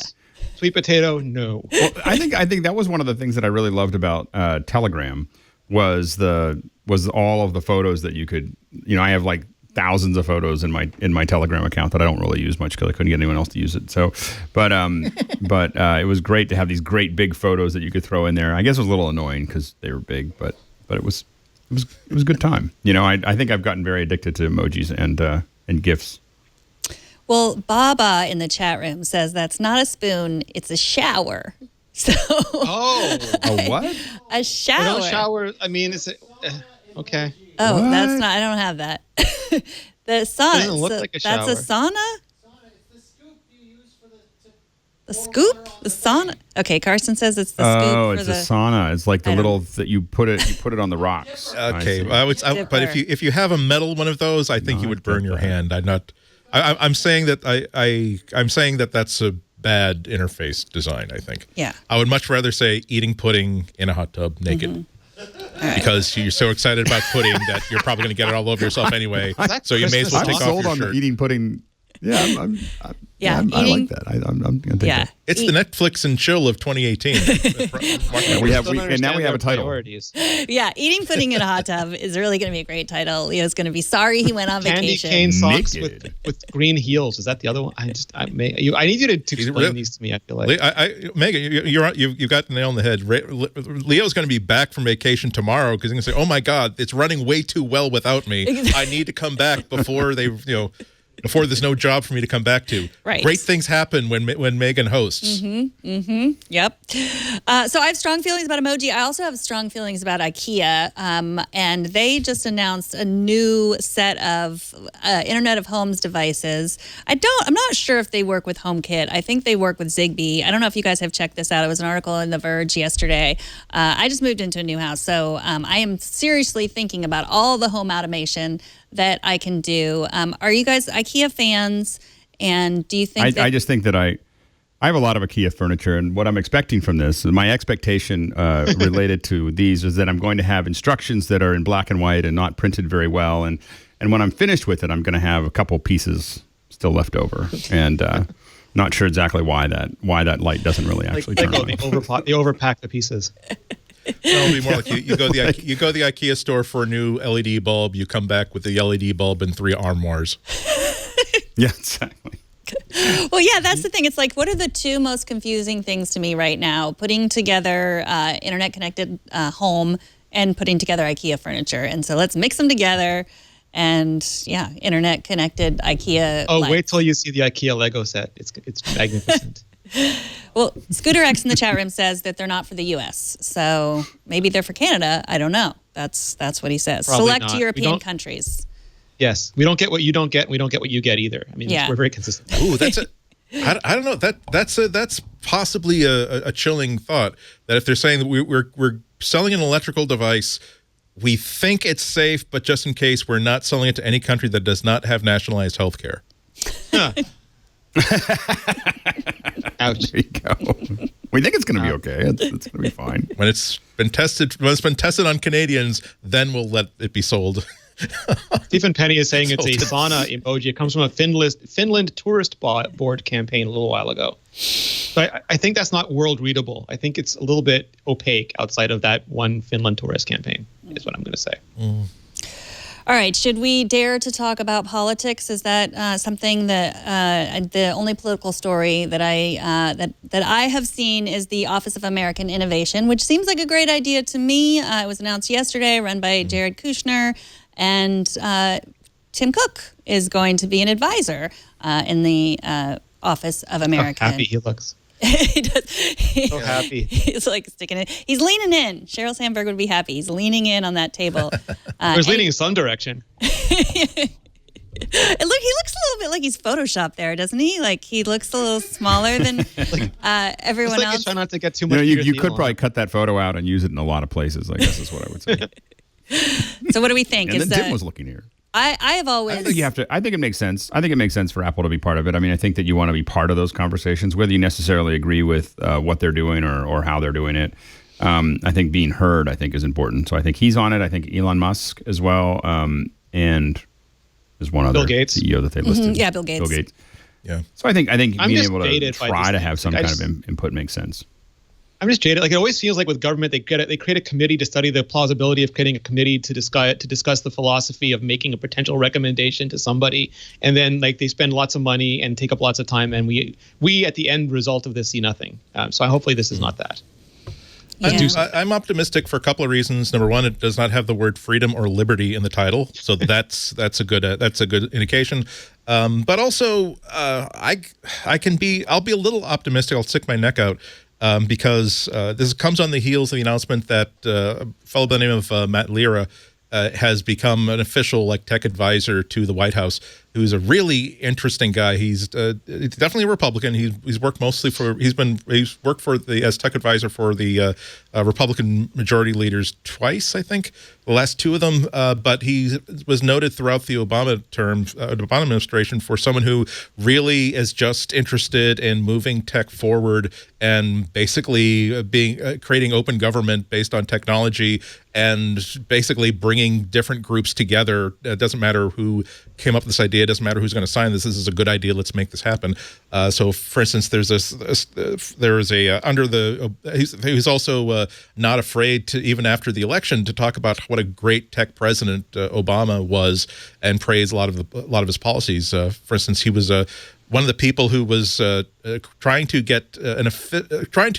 lock down a program that was started kind of informally. It was sort of like a Peace Corps for tech people, where a tech executive can take a sabbatical to essentially work in government to lend some help on a project. Like when healthcare.gov became a huge problem, they said, okay, let's basically get a tiger team in here to just rebuild the website and make sure everything works properly. Part of it was contractors, but part of it was just, look, we got experts who are not going to leave these amazing careers and amazing salaries to work for the government to fix the healthcare side, but they're willing to take 2 or 3 months off to build something that taxpayers and citizens will benefit from.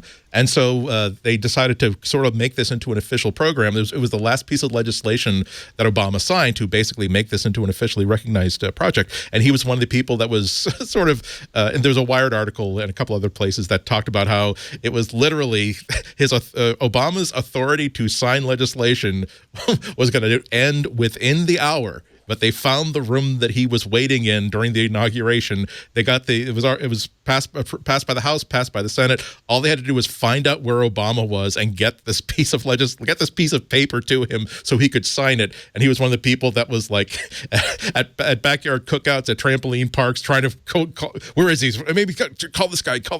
So anyway, if this is the sort of thinking that comes from an extension of what was happening under the Obama plan, which is let's have better communication between tech people and the government, I'm all for it. I certainly don't think that the people that have been lined up for this task force are the sort of people that can be exploited by the White House to say, yes, we're taking away people's rights, and basically we're saying that we're going to outlaw encryption and we're going to make it outlaw for you to copy an MP3 anywhere. But look, here's a picture of me with Tim Cook, so obviously I know all about the computer stuff. I'm really involved in things that are, high tech.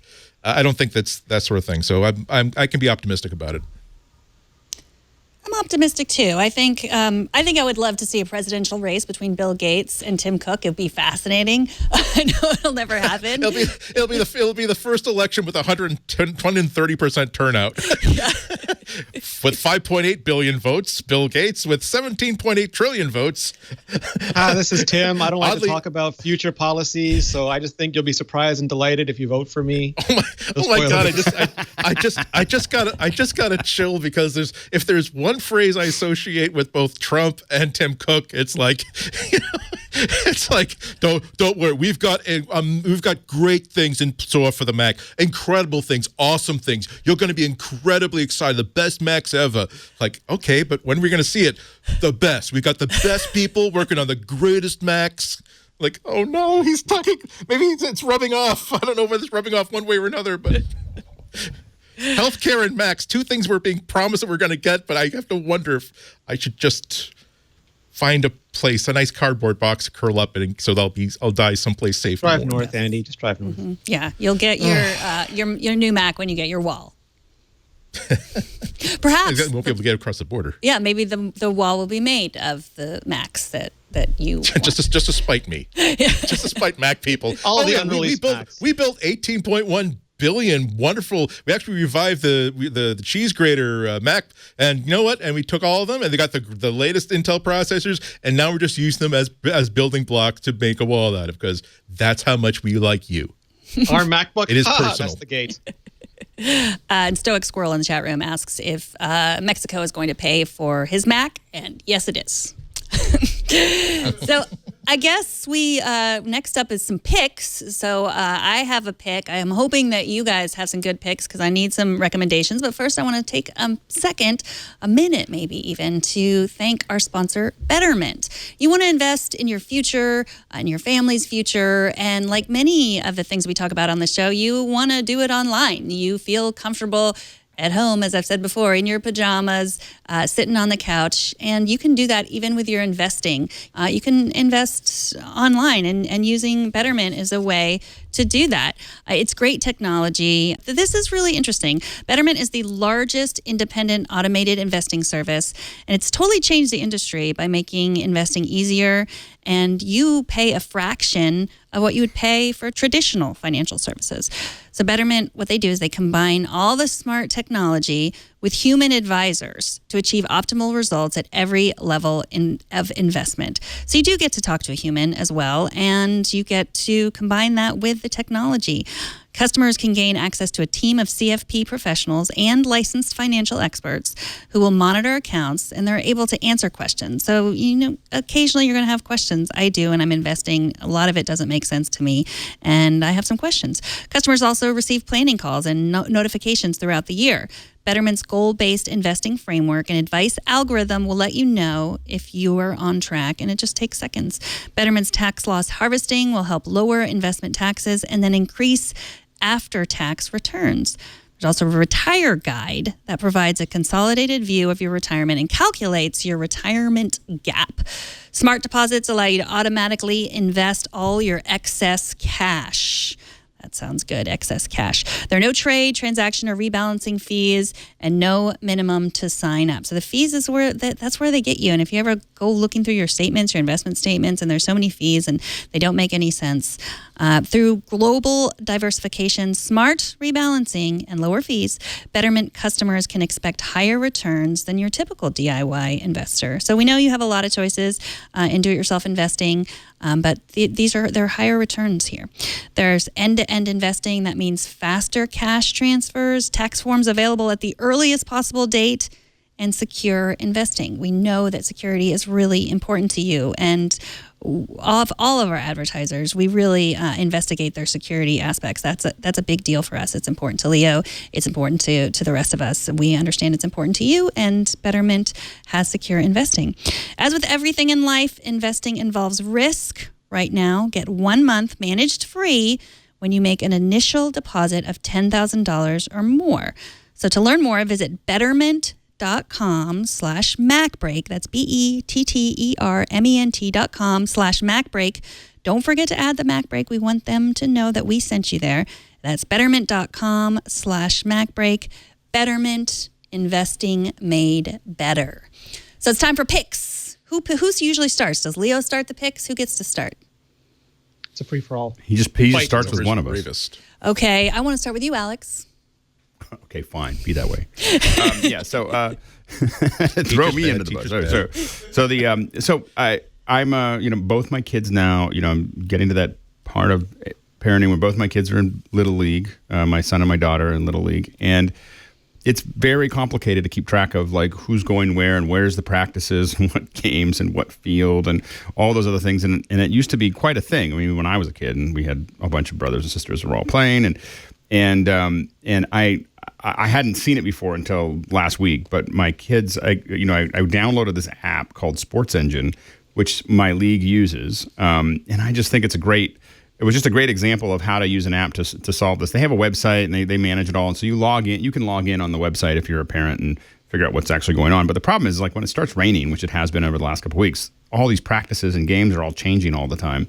And trying to like do a phone tree or an email or whatever, has always been the kind of, you end up showing up at the field and there's nobody there and you can't figure out why. And so I just thought it was such a great idea. Like whoever came up with this, like when I'm not usually impressed by apps very much. And the UI on the iOS app is great. Whether it's an iOS app or some kind of weird web app, I'm not sure, but it works really well. And it's just, if you're someone who's organizing one of these, I have to say that I would suggest it to do something like this, because I can't imagine. I remember what it used to be like, and it was mass chaos. This seems to be a pretty straightforward. I get the impression, things are changing all the time, so I get the impression that whoever's adminning your team can just simply say, "Oh, we moved the practice to this time," and then all I have to do is look at this. And I know it seems like it's a very parenty pick. This time, I don't usually pick parenty picks, but this was one as someone who's trying to do the best I can to show up to as many practices and games as I can. It's makes my job a lot easier. So anyway, that's it. It's called Sports Engine. It's just for people. I don't know if it's for anything other than little leagues, but as far as I'm concerned, it works great. Well, they have basketball players on there, so I'm guessing. Yeah, so I imagine it's just any sport. I imagine if it's any game sport. I was looking at the app when I was recommending it, and I just know how it looks for me. But if there's any game sport that your league is doing, you're trying to figure one out. I haven't seen any other ones, but I can say that this is it works really smoothly. So, I use Team Snap, that's what my daughter's soccer team uses. Have you ever tried that? They use Team Snap? Team Snap. I have not tried Team Snap. Well, I don't have anyone in Team. I think you have to be in something to understand whether it's good or not. Yeah. You have to be like actually experiencing it. Right. Like the real world. Yeah. The tense real world situations of being a soccer mom or dad. Yeah. Right. Yeah, exactly. Yeah, it's great. And it has like an Apple Watch app. So if I'm here if I'm at work during a soccer game, I get notified if there's a goal. I really like it. Okay, yours is way past mine. Yeah, I'll tell you. Yeah, sorry. Yeah, Whoa, it's a great. And I've talked to one of the developers before, and she was amazing. Really great feedback, and so yeah, I'm I mean, I'm sure Sports Engine. I think I just said, "Wow, this food is great," and you're like, you don't have to always eat oatmeal. There is it's true. Steak you don't have here, to. so Yeah, you can get my AirPods plays. Recordings from the game. I'm just kidding. We have been threatening. We're waiting to see if we have enough dead time. We have a production trailer. 24-foot production trailer. It's all 4K, and there's talk internally that we should stream one of our games. So we'll let you guys know if we actually excellent pull the trigger on pulling out the big lenses. All right, Andy, you're up next. Boy, am I having a lot of fun with this pick. This is Autodesk Fusion 360, which is not just a really great design app, but it's really one of the best designed apps I've ever seen. The 3D design apps are really, really complicated because they're usually based upon some piece of software that costs $10,000 and you need to go through a $10,000 training course in order to learn how to use it. This is how you design a nuclear reactor with these things. And so they're really not designed to be easy, but they've really managed to make a generalized app for any sort of physical object that you want to have or have made or just have come out of your head. It's so easy to just conceive it, draw it out, have a perfectly investigated 3D model of it, and then either it ends there because all you wanted to do was just have some fun to see how hard would it be to make a model of my mom's car in this app. But then you could then take the next step and say, well, here's through a drop-down menu, send this design to manufacturing facilities and it will be 3D printed. Or if it's like a wood project, they will laser cut the parts for you and ship them back to you. Or if you need to have like 1,000 of them manufactured, it will be you can have it manufactured, or it'll print out a set of plans and blueprints. There seems to be no end to what you can make with this. I was just messing around with it while I was sick in bed last week, and it's after just messing around for 10 minutes, I suddenly remembered that I've always wanted to make like a little shelving unit to put on top of the table next to me, so I'll have like a rack for all my equipment on it. And then I had the thing done in like less than an hour. And then over the next couple of days, I kept tweaking it and fine-tuning it. And this is not me knowing how to use it the way that an engineer would know how to use it, but just messing around with it. And I now know exactly how it made me inspired to, why don't I try a more complex sort of joinery to make these upright so I can make it simpler? What if I were to adjust the height like that? It made it very easy for me to make models of, I need a place for the laptop, I need a place for the Mac Mini, I need a place for the NAS. It made it very easy to make simple models of all those things so I could fit them onto the shelves to see how big the shelves could be. And then the last thing, you're seeing it right now, is I'm probably going to build it when I get back home from New York. And so now here is a set of plans that shows me here's what it looks like from every elevation. Here's all the measurements I need to go for. Like I said, I'm tempted to not take my MacBook instead of the iPad, because I'm going to be on a train for 3 or 4 hours, because now I want to play with it a little bit more. I built this model using it doesn't force you to build it the right way. It lets you just basically play with shapes and how they fit together. But if you are smart, since I built that, I've been online. They have an immense Autodesk has an immense amount of tutorials on how to use the stuff. I could do things instead of actually putting a piece of wood into that area and then duplicating it and then then just pushing and pulling it around. I could say that instead of this vertical piece of wood is 12 inches, I could say that I could define that as this is the height of the thing I want to make. And then somewhere on another window, there's like a little variable that says, what is the height of this bookshelf? Okay, the height is 12 inches. So that later on, if I've built this correctly, if I decide that actually, I really want to put a second shelf in there so I can have a VCR or some other piece of video equipment, I could just simply say, change that number from 12 inches to 18 inches. And now the entire thing has changed because the length of that piece of wood was not fixed at 12 inches. It was defined at whatever this variable height is. And so you can basically make really huge changes by changing numbers. What I'm saying is that it's really fun to play with, even if you have no intention to build a spaceship or a piece of shelving or anything like that. Sometimes you're sort of turned off by I don't want to get into sculpting because, I have to get clay and I have to get armature wire. I don't want to really get into like Lego or prop modeling because I can't buy a laser cutter. I can't learn how to work with molds and stuff like that. But if you download this app, which is free for single person use, if you're just someone messing around with it or just a hobbyist, it's absolutely free. If you're using it with your company, then it's on like a monthly license sort of thing, but it's free to download and use the full version of it. You can just sort of mess around with it, and then you'll be surprised that 2 weeks later you have the perfect version of the Millennium Falcon that you've always just wanted to build. And it's a 3D model. You can have it 3D printed, or you can just have it rendered beautifully and perfectly. It has a built-in renderer that's just absolutely beautiful. And so now you can, if you want the Millennium Falcon, the background of all of your cousin's wedding pictures, you can make a model or download a model of the Millennium Falcon, put it there.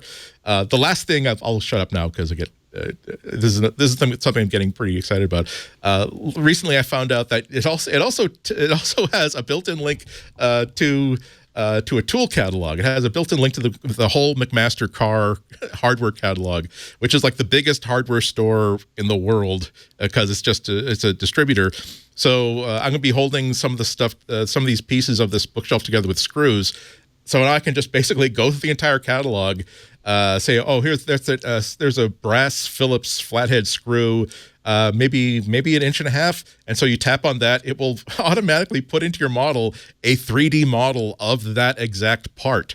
So now I can basically place all the screws where they need to go. I say, if it's only an inch and a half, it won't bite into the other piece of wood, but it needs to be 2 inches.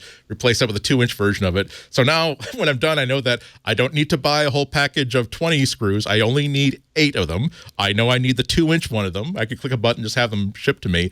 It's like, oh my God, it's like wishing for something to exist, and now it exists, or at least the plans for it exists. So download it and play with it. It's just so much fun to play with. I want you to send it off to a manufacturer and make me one. Okay. Might be kind of beefy. I've been thinking, I've been looking for a tech shelf. Like, it's really complicated. You know, we have 4 iPads, 5 iPhones, 3 laptops, 4 different, the AirPods and everything to charge. And I've been looking for the perfect table. Now I should just build my own.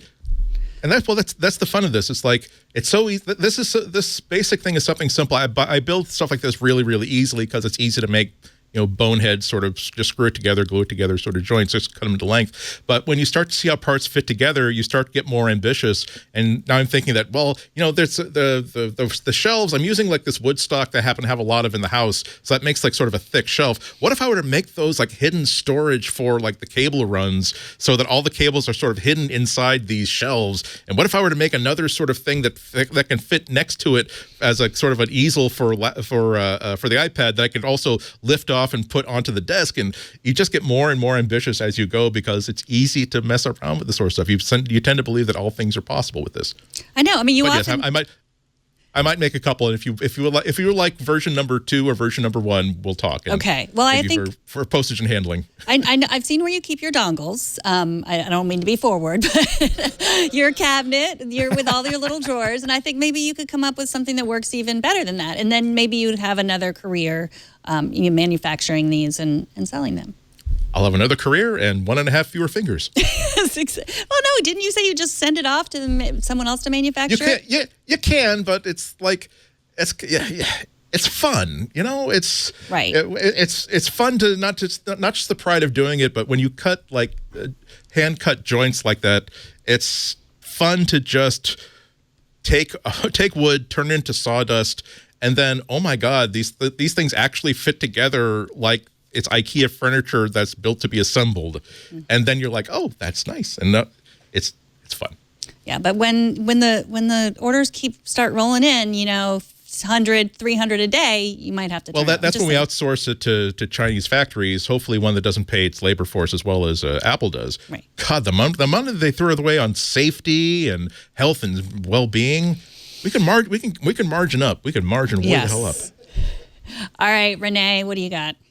All right, so Apple also put out, in addition to red iPhones and new iPads, they put out some new Apple Watch bands. So these are the Nike ones. This one is a holdover from the original Nike Plus Apple Watch. So you can get the black and Volt color now, which is like an bright acid neon green. You can also get this. Oh, that's stuck together. You can also get just this white one that is a little off-white with white inserts, and you can get what they call anthracite, which is kind of a dark charcoaly gray with black inside, and they're all really nice. But those are I don't want to call them conservative. They're kind of sporty. But if you really want to get into it, there's all new striped nylon bands. So here's a couple of them on watches.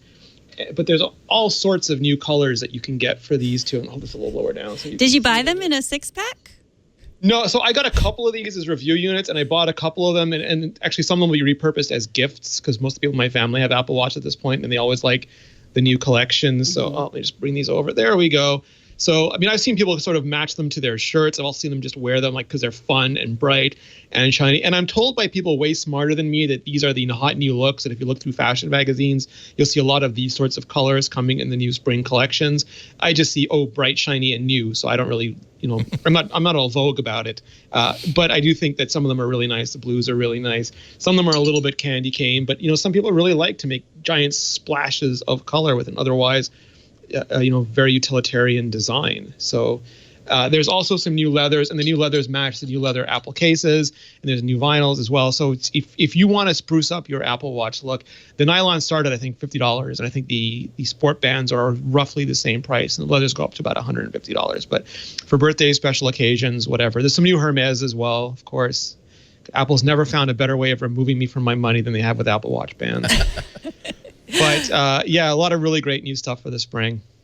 Well, yeah, I had not seen the Hermes in the wilds until I saw Georgia in the wild. Yes. And it's nice. It looks nothing Yes. like my knockoff. And I was very jealous. I like all the new leather colors. Yeah, there's a lime as well, and there's sort of they're doing a berry red this year. And again, they use the French words for the different colors, but not for the buckles. So it's a little bit impenetrable, but they're all very nice looking. And those Hermes bands fit on the regular watch, right? You don't need Yes. they all are interchangeable. Yes. Georgia has hers on a rose gold sport watch. Oh, right. It does feel weird to have the band be more expensive than the watch, but maybe that's a regular thing. I don't know. I mean, so I had so many, because I've had watches for years, but I've never been all horologist about it. And my boss, Kevin Michalek, is he's got 3 Omegas and a bunch of Rolexes, and he's like a John Biggs level collector. And Vince Nguyen from Slash Gear too. They are talking about their Panerai bands that are thousands of dollars. So it's a totally different. It's like audio equipment. You can spend every dollar you have on this stuff if that is what you want to do. So Apple stuff is fairly constrained. If you go to the Hermes store, even I went to the Hermes store at SFO on my way home, and the Hermes version of the Double Tour is way more expensive than the Apple version of the Hermes. It's like $3,000 or something. Wow. So yeah, you can spend as much money as you have on this stuff if you want to. I don't recommend doing that. Save it for the audio equipment, but it's a good way to add a little bit of fun to your existing watch. I think I see smoke coming out of Alex's head as he's like, just give me a second hand. That's all I want. No more bands. All I want is a second hand. That's all I need. All I want is a second hand. Just a second hand. I can look down and actually know what Whisper to the watch the real kit, time is. To the watch kit team, Alex. Just while next time you're in Cupertino, get a megaphone, stand out front of IL, and just go second hands. Yeah, seconds. It's like I would pay. I think we just need to. We all need to gang up at WWDC and just walk over and go, second hand. In fact, maybe I'll just print T-shirts that everyone can wear at WWDC. I'll just hand them out. Second. What time is it? I don't know because no seconds. Yes. Well, you brought up, you threw out, Alex, that maybe they think it makes people nervous. I wonder if that is real, that they've tried it. I know, but there's so many faces. Why not just have one? Yeah. Except just call it seconds. Mm-hmm. Yeah. Got it. All right. My pick is a book, an actual book. It is The Upstarts by Brad Stone. It's about Uber and Airbnb, how Uber, Airbnb, and the killer companies of the new Silicon Valley are changing the world. Like I said before, I like to read fiction, but I interviewed Brad Stone on Triangulation that will air in a few weeks. And it was great. He writes for Bloomberg, and he wrote the big book about Amazon called The Everything Store.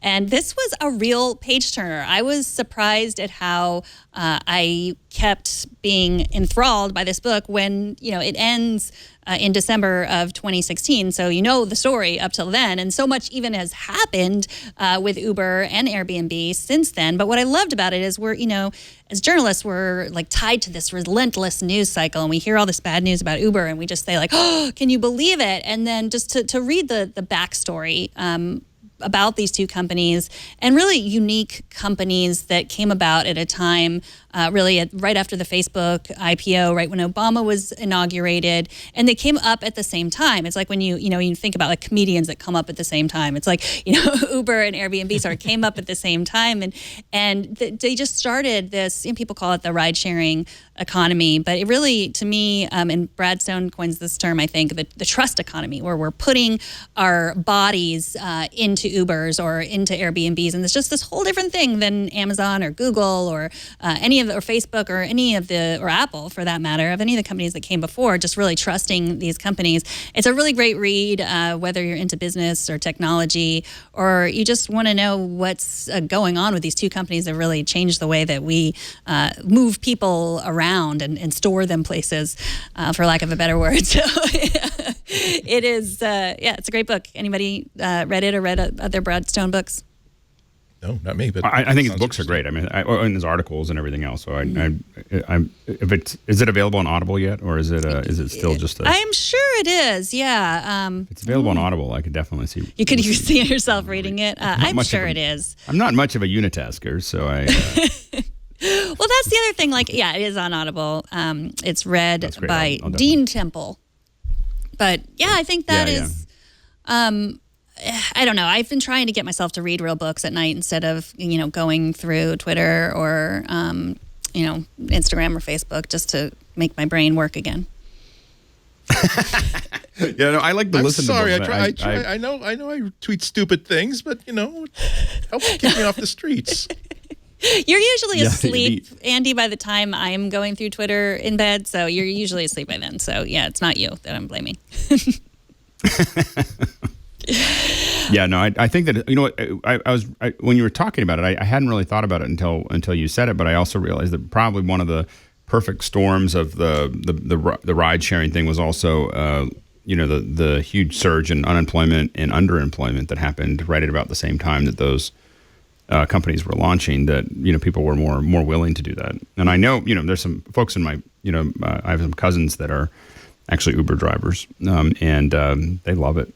So I think that's part of what when people like complain about Uber, I always think of my cousin who's tells me how great it is because he gets to design his own day and he has his day the way he wants it and does his thing, and I'm sure that would be just as good with Lyft or anything else as well. But I think that it's the idea of having that flexibility. I think we're just going to see more and more of. I think that kind of, so it is interesting to see how these guys are doing it. Because there's something like Uber I use almost every day. The Airbnb I won't touch. Like the idea of like staying in someone's house. So it's interesting, like the safe space thing that goes on. Like Airbnb, I'm like, no, I won't. That doesn't work for me at all. But Uber doesn't. For whatever reason, I don't know why it doesn't bother me. Interesting. Well, Alex, thank you so much for joining us. Is there anything that you are working on that we should know about? I'm going to be in Austin, Texas tomorrow. And tomorrow night, if you follow me on Twitter, if you hear this, I don't know where to go. I don't know where to go yet, but I'm going to try to do a meetup. So keep your eye on Twitter, my Twitter feed, or if you follow me on Facebook or whatever, I'll post. My Twitter will post to my Facebook, that kind of thing. So, but I'll do something later today where I announce where I'm going to go. But I'm always looking, especially to meet people who are in production, because we're always looking for people to know in the local area. But even just people who are listeners or whatever, I'll tweet it out and put it on Facebook in the next couple hours, as soon as I figure out exactly where I want to meet. But somewhere in Austin, I'm sure we'll find a cool place to go. So if you're in Austin, stay tuned and check that out. Awesome. AlexLindsay.com, pixelcore.com. How about you, Rene? Anything that we need to know that you're working on? Just MacBreak Weekly. Nothing else. No, same. Yeah, we're covering all the new stuff. So if you have any questions about iOS 10.3 or watchOS, I forget what I'm on 3.2, all the new stuff. Serenity Caldwell, Lori Gill, Mike the Sergeant, the entire team just killing it. So go down there. I had very little to do with it this time, but they did an amazing job. So just go to imore.com and check it out. Ooh, Pad and Quill's leather backpack. Ooh, that looks nice. Got to check that out. They do great stuff. ReneRitchie.com, imore.com. Andy, what are you working on besides tweeting funny things? Tomorrow I'm going to be covering the Samsung Galaxy S8 launch, so a lot of stuff about Android, not anything that anyone here would be interested in. But I got a couple Apple reviews coming up. That's first one's going to be next Tuesday, I think, if it gets through editing. Either it'll take 5 days for them to edit it, or it's going to take 4 days for me to cut it down to 800 words so they can get it out in less than an hour. So we'll see which wins out first. CWOB.com and Ihnatko on Twitter. And thank you for joining me. Leo will be back next week. I had a great time. Hopefully he will invite me back again.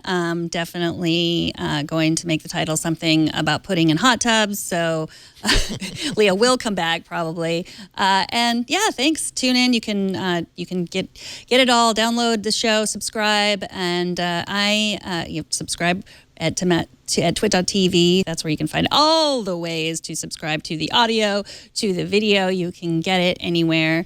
And I am Megan Morrone. I'm on Tech News Today every day at 4 p.m. Pacific, and iOS Today every Monday. And you can, of course, email me at any time at megan@twit.tv. And you can follow me on Twitter, and I welcome your DMs. I'm at Megan Morrone. Thanks so much for joining us.